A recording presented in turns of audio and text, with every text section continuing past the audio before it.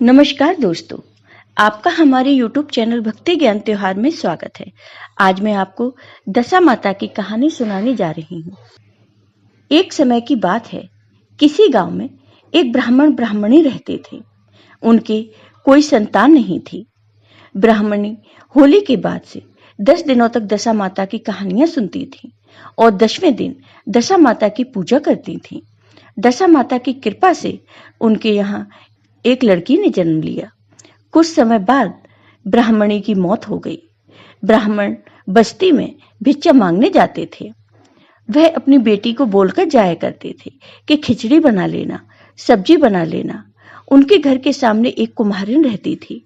कुम्हारिन ने सोचा कि इस ब्राह्मण की पत्नी नहीं है तो मैं इससे शादी कर लूं। इसलिए कुम्हारिन क्या करती कि ब्राह्मण की बेटी सब्जी खिचड़ी जो भी बनाया करती उसमें कंकड़ डालकर चली जाया करती थी। ब्राह्मण जब भोजन करने बैठते तो उनके मुंह में कंकड़ आते। वह अपनी बेटी से कहते, बेटी क्या तुमने अच्छी तरह से साफ नहीं किए चावल, मुंह में कंकड़ आ जाते हैं। उसकी बेटी बोलती है, पिताजी मैं तो अच्छी तरह से साफ करके ही बनाती हूँ। एक दिन जब ब्राह्मण के घर भोजन बन रहा था तो वह दरवाजे के पीछे छिप गए। वह क्या देखते हैं कि उसके घर खाना बनने के बाद कुम्हारिन आई और खिचड़ी में कंकड़ डालकर जाने लगी। वह जैसे ही जाने लगी, ब्राह्मण ने उसे रोक लिया और उससे पूछा कि तुम प्रतिदिन हमारे भोजन में कंकड़ क्यों डालती हो। कुम्हारिन ने कहा, मैं तुमसे शादी करना चाहती हूँ। ब्राह्मण कहता है, मैं तो ब्राह्मण हूँ, तुम कुम्हारिन हो, शादी कैसे हो सकती है। यह शादी नहीं हो सकती। परंतु कुम्हारिन तो जबरदस्ती ब्राह्मण के घर आकर रहने लगी। कुम्हारिन की एक लड़की थी, वह आंख से कानी थी। ब्राह्मण की लड़की को कुम्हारिन खाने को पूरा नहीं देती थी, उसको मारती थी, उससे बहुत काम करवाती थी और बोलती थी कि सारे दिन बैठी रहती हो, कुछ काम कर लिया करो। और वह ब्राह्मण की लड़की को पास पड़ोस के गाय भैंस को जंगल में चराने भेज दिया करती थी। कुम्हारिन गोबर की रोटी बनाकर और उस पर थोड़ा सा आटा लगा देती। ये रोटी ब्राह्मण की लड़की को खाने के लिए देती थी, तो फिर वह लड़की भूखे ही रहती। वह लड़की दशा माता की कृपा से हुई थी। तो एक दिन जब उधर से दशा माता निकली तो उन्होंने उसकी ऐसी हालत देखी तो उन्हें उस पर बहुत दया आ गई। उन्होंने उसे एक डंडा दिया और बोला कि ये गाय के सींग पे मारना, तुम्हारे लिए खाना और पानी दोनों आ जाएगा। ब्राह्मण की लड़की प्रतिदिन जंगल में जाती और फिर खाना खा लेती और पानी पी लेती। इस प्रकार से ब्राह्मण की लड़की की हालत सुधर गई। ब्राह्मण की लड़की की सुधरी हुई हालत देखकर कुमारिन को बहुत बुरा लगा। एक दिन सौतेली माँ ने अपनी कानी बेटी को भी उसके साथ जंगल भेज दिया। सौतेली माँ ने अपनी बेटी को बोला कि तू देख कर आना कि इसको कौन खाना खिलाता है जो इसकी हालत इतनी अच्छी हो गई है। जंगल में उस सौतेली माँ की बेटी ने सब कुछ देख लिया। तब उसने आकर अपनी माँ को बताया कि माँ, इसके पास एक डंडा है, उसको गाय के सींग पर मारती है तो खाना आ जाता है और दूसरे सींग पर मारती है तो पानी आ जाता है। सौतेली माँ उस डंडे को चूल्हे में जला देती है। अब वापस वह फिर से भूखे मरने लग गई।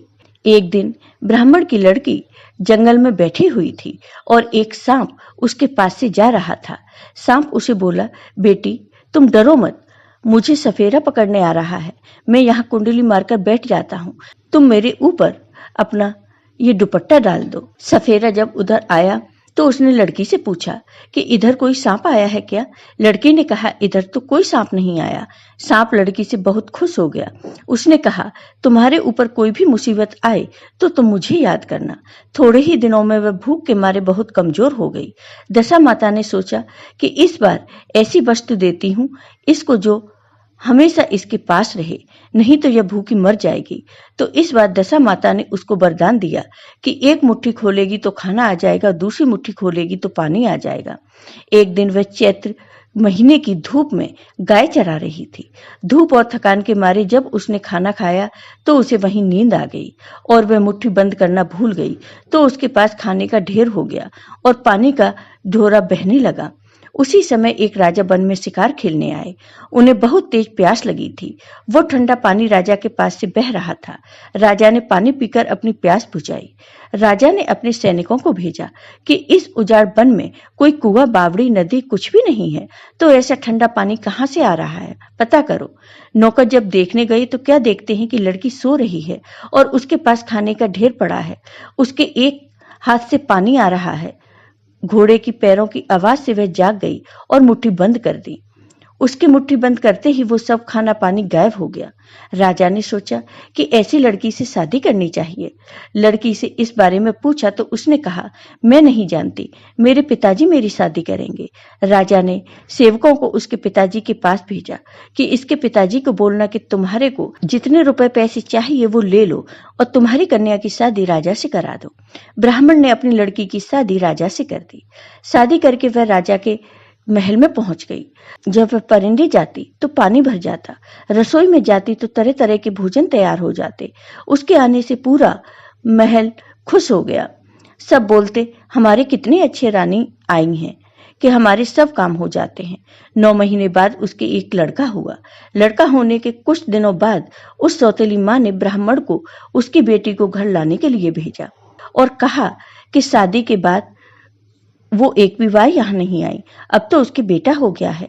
लोग ताने मारते हैं कि बेटी को पियर नहीं लाए, सो आप उसे लेकर आओ। तो फिर ब्राह्मण अपनी बेटी को लेने गया। राजा ने अपनी रानी को भेज दिया।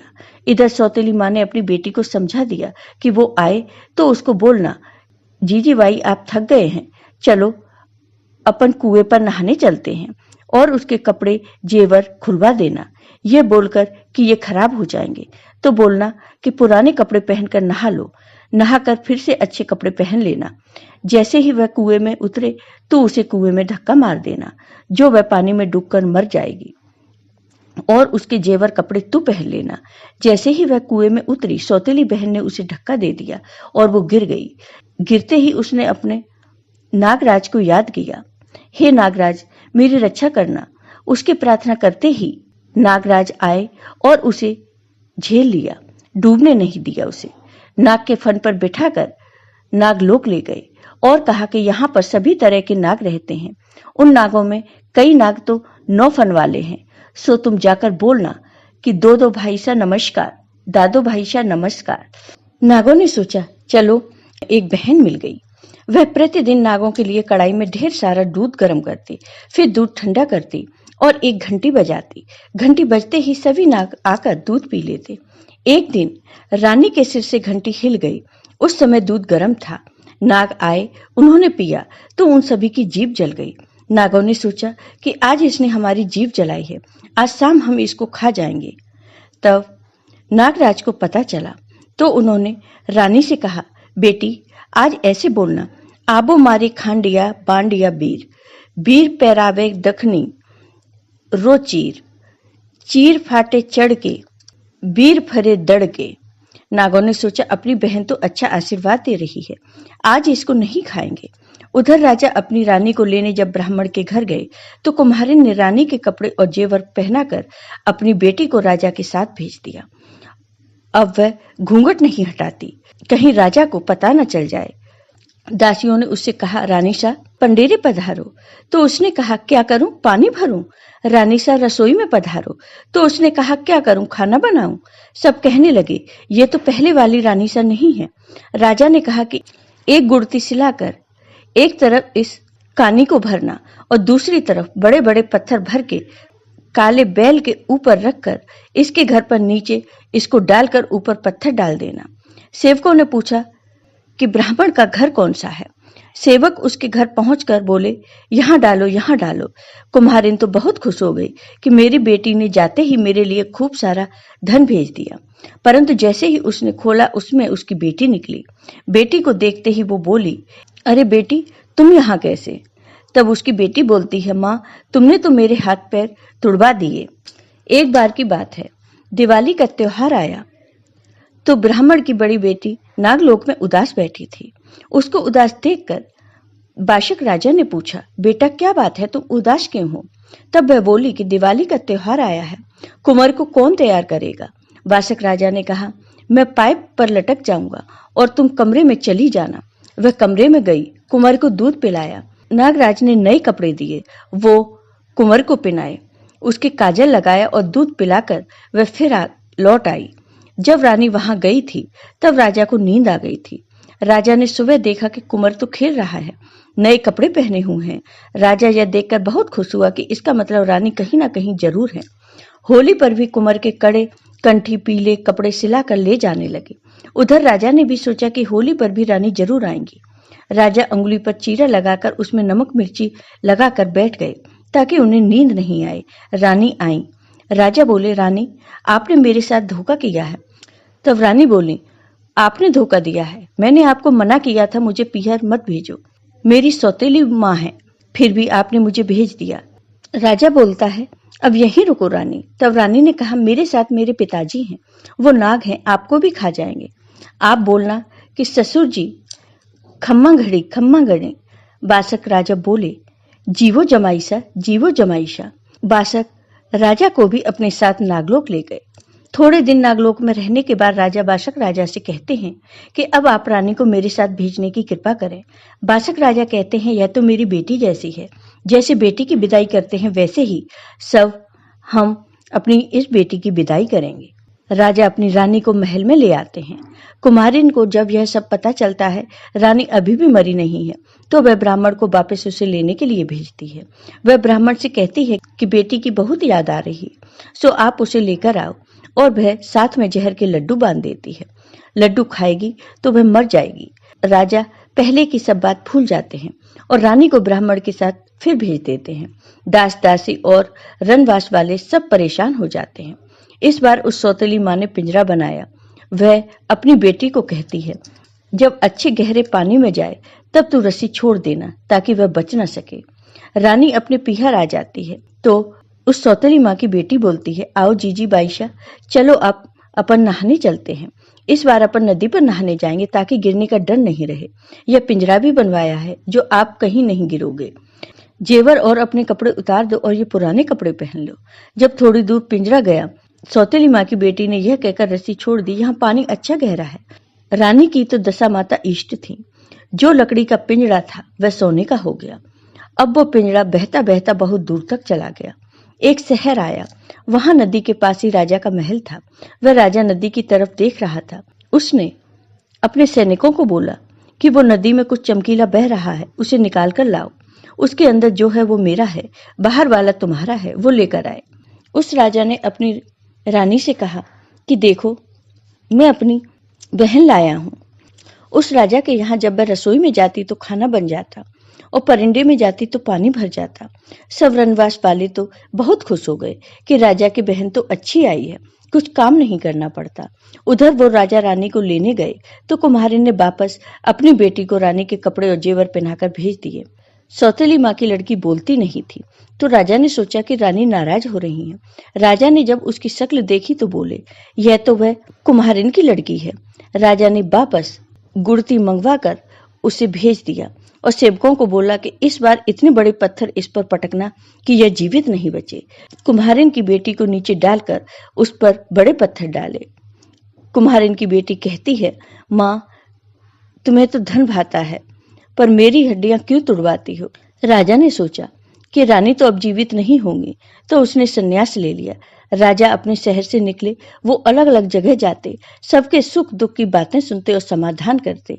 एक दिन घूमते घूमते राजा उसी शहर में पहुंच गए जहां रानी रह रही थी।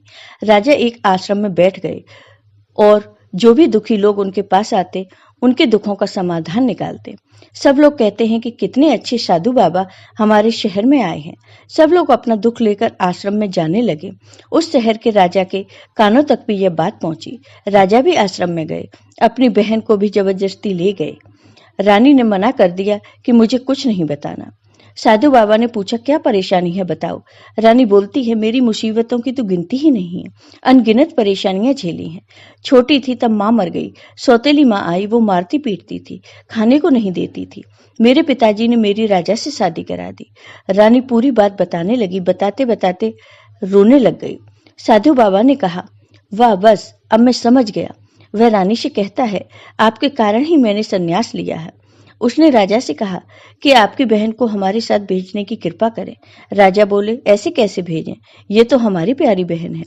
हमारी बहन की विदाई तो हम ठाट से करेंगे। राजा ठाट बाट से अपनी बहन की विदाई करते हैं। राजा रानी अपने महल में जाते हैं और सुखपूर्वक अपना जीवन व्यतीत करते हैं। जय हो दशा माता की। आपको ये वीडियो पसंद आया हो तो कमेंट बॉक्स में कमेंट करके जरूर बताइए। साथ ही मेरे वीडियो को ज़्यादा से ज़्यादा शेयर करिए। धन्यवाद दोस्तों।